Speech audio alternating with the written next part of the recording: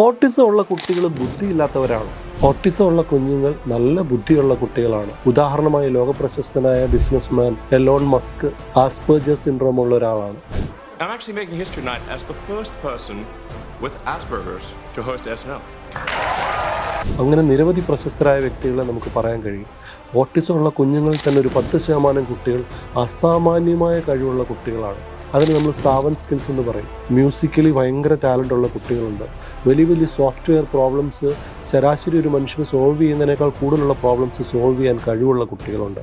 Mathematician's ഉണ്ട്, scientist ഉണ്ട്.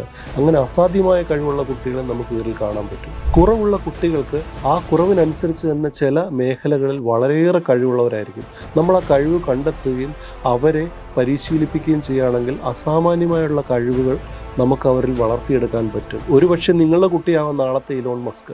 അവരെ സമൂഹത്തിൽ നിന്ന് മാറ്റി നിർത്തിയല്ല വേണ്ടത്, നമ്മളോടൊപ്പം നിർത്തുകയാണ് വേണ്ടത്.